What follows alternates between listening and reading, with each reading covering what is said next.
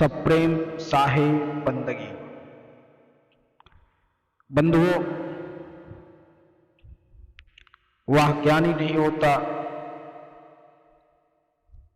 जो ग्रंथों को पढ़कर, उपनिषदों को पढ़कर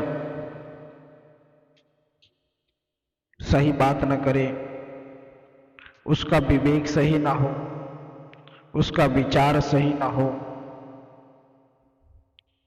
वह नैतिक बात को और सही सोचता ना हो, उसके विचार गलत हो, वह किसी के विषय में बुरा ही सोचता हो सदा, ऐसे ज्ञानी को ज्ञानी नहीं कहा जा सकता। सदगुरु कबीर साहब कहते हैं कि पोथी पढ़ पढ़ जग मुआ, पंडित भया न कोय, ढाई आखर प्रेम को पढ़े से पंडित हो। यह तमाम प्रकार के पोथी, कुरान, गीता, बाइबल, उपनिषद, इनको पढ़कर कोई ज्ञानी नहीं हो सकता। अगर वह मानव धर्म की बात नहीं करता, मानव जनचेतना की बात नहीं करता, संप्रभुता और समानता की बात नहीं करता, भेदभाव की बात करता है, तो वह पंडित नहीं कहलाता। सदगुरु कबीर साहब ने सीधे शब्दों में कहा है कि पोथी पढ़ पढ़ जग मुआ, कितने ज्ञानी महापुरुष आए, कितने पंडित मर गए, कितने काजी मर गए, कितने मुल्ला मर गए, कितने पादरी मर गए।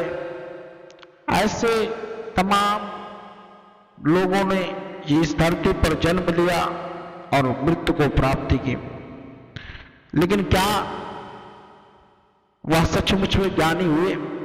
यहां पंडित का तात्पर्य होता है किसी ब्राह्मण से मतलब ना होता है। पंडित उस परिवेश में इसलिए कहा जाता था क्योंकि उस समय रूढ़िवादी शक्तियां बहुत चरम पर थी और उन्हीं को ज्ञान लेने की, उन्हीं को शिक्षा लेने का अधिकार था, और उनसे जो नीची जात के लोग थे उन्हें ज्ञान और शिक्षा लेने का अधिकार नहीं था। उन्हें तो सिर्फ मजदूरी करना और उनकी सेवा करने के लिए था। यहां तक कि उन्हें पानी पीने के लिए उनको कहा जाता था कि गले में हड्डी लटका के रखो या बांस की नाल बनाकर वहां से पानी परोसने का काम किया जाता था। यह जातिवाद का जो खेल है, यह वैमनस्य जो है, मनुष्य को मनुष्य से बुरा बना दिया। तो काहे का ज्ञान जो इस अज्ञानता में जी रहा हो, जिसे इस चीज का इल्म ना हो, उसे थोड़ा सा भी ज्ञान ना हो कि वह कर क्या रहा है। बंधुओं, जरा सोचिए, जिस कुम्हार को छूने से अछूत हो जाते थे वह पंडित, पाखंडी लोग उसी कुम्हार के बर्तन से, उसी के द्वारा बनाए हुए बर्तन से पानी पीते थे, तब अछूत नहीं होते थे। वो जिस नाई को छूने के बाद वह अछूत हो जाते थे, उसी नाई से अपनी केस और दाढ़ी, मूछ का वह सेव करवाते थे, बनवाते थे। जिस अन्नदाता को वह अछूत मानते थे, उसी का अन्न का वो भोजन करते थे, तब अछूत नहीं होते थे। जिस चमड़े की मोट से वह पानी पीने का काम करते थे, उस जाति से घिन्न करते थे। तो काहे का ज्ञानी, क्या ज्ञान? ज्ञान की बात सिर्फ सदगुरु कबीर साहब ने बताई। सदगुरु कबीर साहब ने सारे द्वार खोल दिए थे। वह किसी जाति और धर्म विशेष के महात्मा या पुरुष या ज्ञानी नहीं थे। सदगुरु कबीर साहब मानवता के लिए वह एक सीख है थे कि उन्होंने किसी को नहीं छोड़ा। हिंदू, मुस्लिम हो, सिख हो, ईसाई हो, किसी जाति को नहीं छोड़ा। वह किसी जात विशेष में बंधे नहीं हुए थे कि वो किसी जात विशेष के ईश्वर थे या महापुरुष थे। सदगुरु कबीर साहब को आज भी जो याद करते हैं, जो मानते हैं, उनकी बातों को जो जानते हैं, वह समझते हैं कि सदगुरु कबीर साहब ने क्या सीख दी की।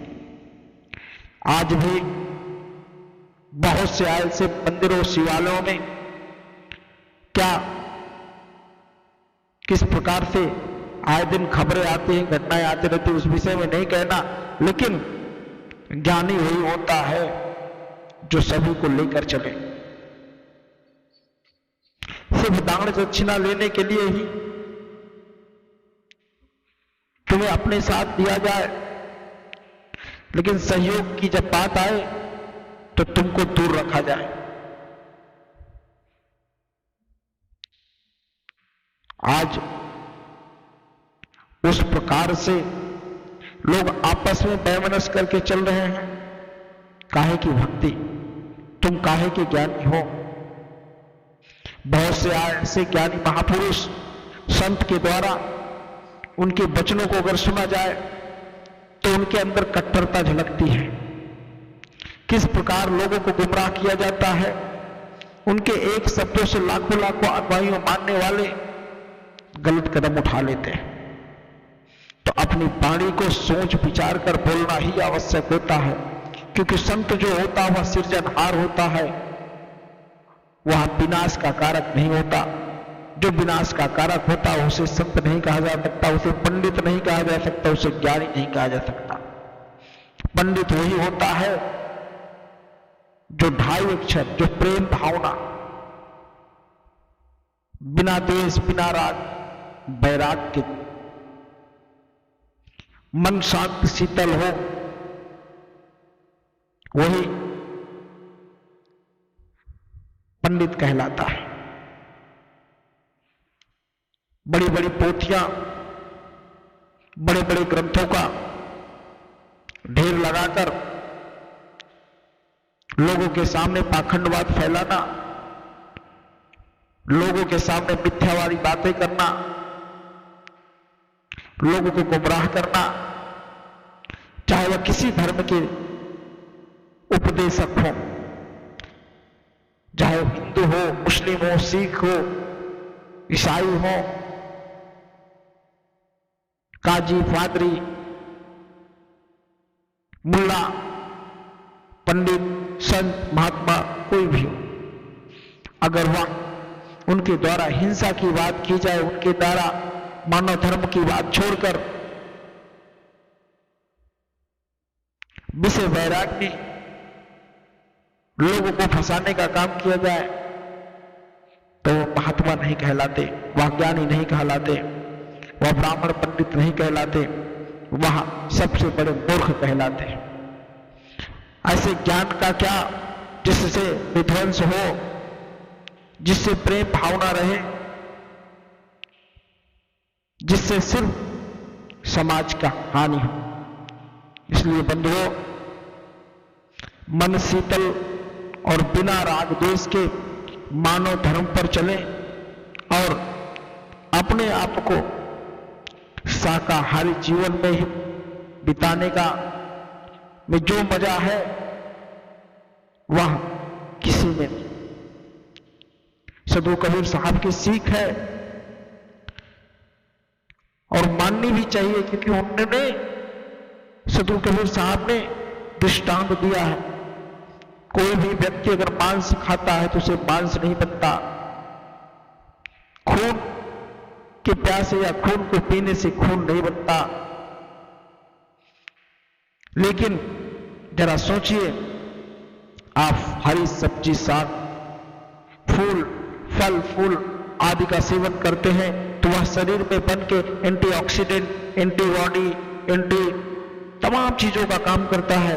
तुम्हें ब्लड काउंट बढ़ाता है, तुम्हारा ब्लड प्रेशर बढ़ाता है, तुम्हारे शुगर को कंट्रोल रखता है। तमाम प्रकार की ऐसी वनस्पतियां इस धरा पर पड़ी है।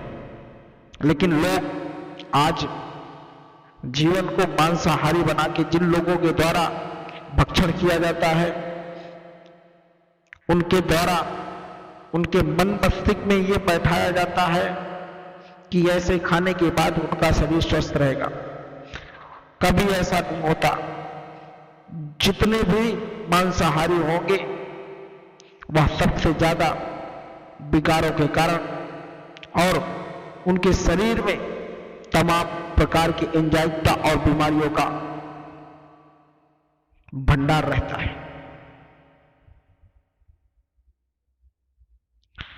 इसलिए जितना अच्छा सादा जीवन है, जो व्यक्ति सदगुरु कबीर साहब की भक्ति में लीन रहता है, उसे किसी भी चीज से डरने की जरूरत नहीं है। उसे बड़े बड़े पोथियों को पढ़ने की जरूरत नहीं है। सिर्फ उसके अंतर आत्मा का ज्ञान मजबूत होना चाहिए, वह सबसे बड़ा ज्ञानी होगा। मानव धर्म अपने मन मस्तिष्क में बिठा ले कि मुझे सिर्फ लोगों की मदद करनी है, उससे बड़ा कोई उपदेशक नहीं हो सकता। इसलिए सदगुरु कबीर साहब ने कहा है, इसीलिए दर्शाया है कि पोथी पढ़ पढ़ जगमुआ, पंडित भया न कोय, ढाई आकर प्रेम से पढ़े सो पंडित होए। तो प्रेम की भाषा जो पढ़ता है, प्रेम की भाषा जो बोलता है, वही सबसे बड़ा ज्ञानी, वही सबसे बड़ा पंडित होता है।